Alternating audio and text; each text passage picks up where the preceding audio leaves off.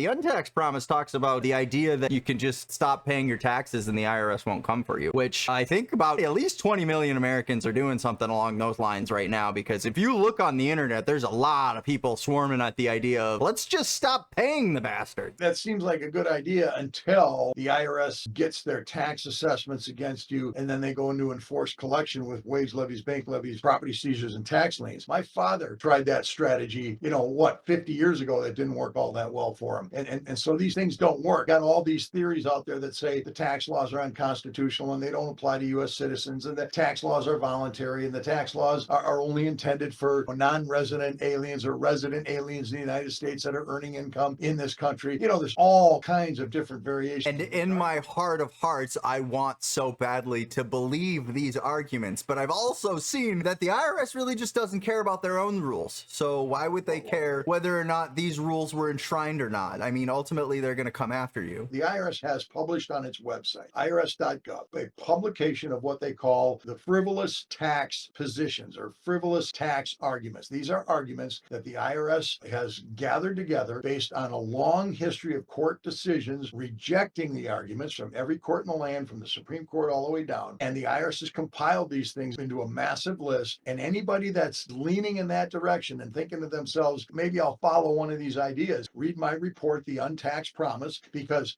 if you make an argument to the IRS that is based on one of those published frivolous tax positions, they will hit you with a $5,000 assessable penalty for filing a frivolous document. And then if you continue to argue it even further by doing a collection due process appeal, for example, they'll hit you with another $5,000 penalty. So I've had clients over the years that have had 5- and 6-figure assessments against them for making these frivolous arguments. They've got the tools in place in the law to clamp down on anybody making these arguments. So I got to tell you to stay away from this stuff.